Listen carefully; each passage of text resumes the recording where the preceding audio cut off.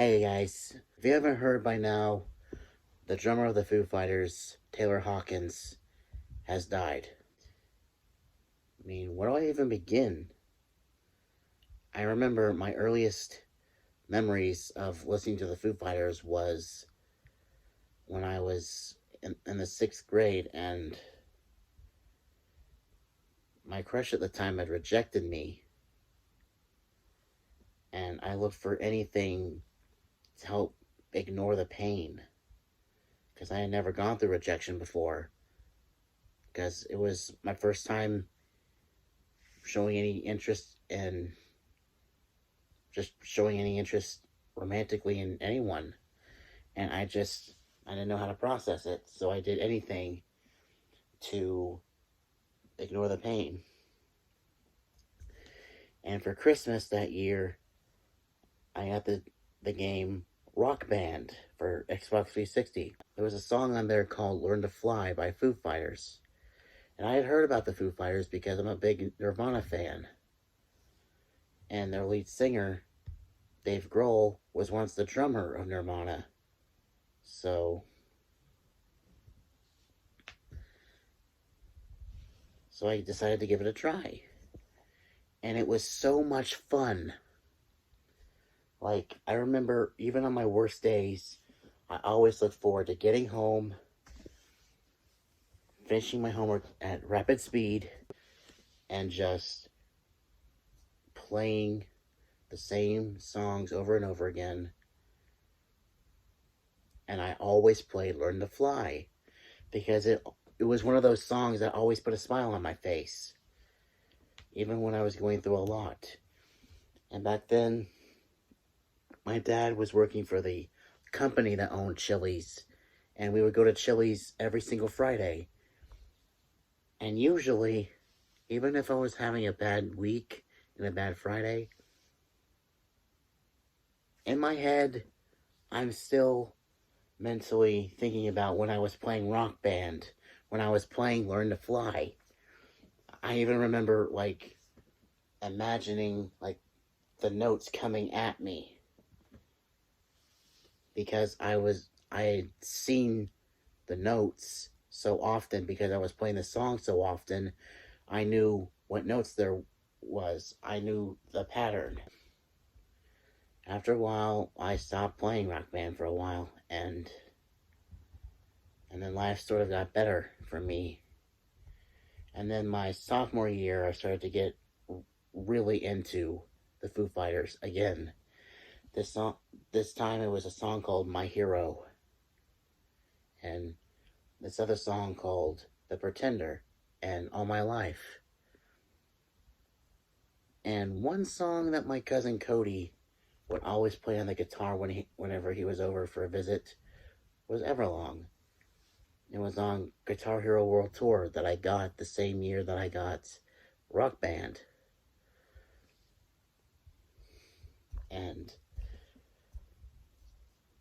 it just fueled my love for the Foo Fighters. And then I saw this documentary on them in 2017 when I was going through a rough time, and y'all know that story. And they went through much harder times than I was going through. And they still managed to put on one hell of a show every concert. And they just had a whole lot of fun. In 2018, after me and Abby were in painting class together, and I've told this story quite a few times, but there was a time the fall semester after that she was so busy I thought she was ignoring me. And I really hate to bring this up, Abby. I'm sorry. But I'm an overthinker, so that's, if anything, it's my fault for being an overthinker.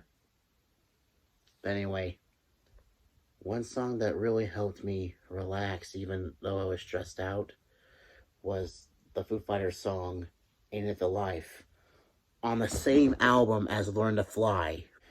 And after I called up Abby finally, and we talked about that and that whole situation. It was settled. Anytime I hear the song "Ain't It the Life," I think of that feeling of resolution. A weight was off my shoulders. You know, all that worrying for nothing, and I could finally relax, and life was good again. And so, in one way or another, the Foo Fighters were always there for me. And when Foo Fighters were inducted in the Rock and Roll Hall of Fame not too long ago, I was jumping for joy because they deserve it. In that documentary I mentioned before, their drummer Taylor Hawkins had a drug overdose a few years ago, and I thought he was clean. So you can imagine that I was shocked by this.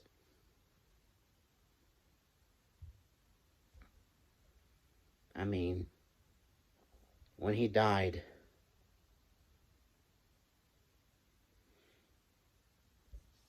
man, he died with 10 substances in his body. They're calling it an accidental overdose.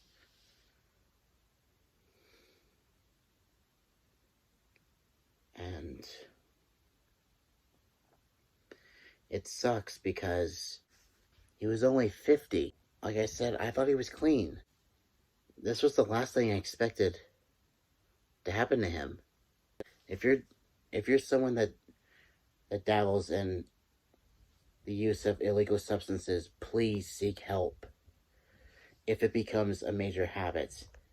Honestly, I don't condone any illegal drug use, period. But if it becomes an unbreakable habit, please get help. Because, you know, this sort of thing should not happen anymore. So, I wanted to get this video out for those who are still grieving the loss of Taylor Hawkins, because obviously I'm still trying to wrap my head around this, which is why it's taken me quite a few weeks to do this video. So I wanted to get this video out to share my experiences hearing the Foo Fighters, and you know, the music world lost another great one. And rest in peace, Taylor Hawkins.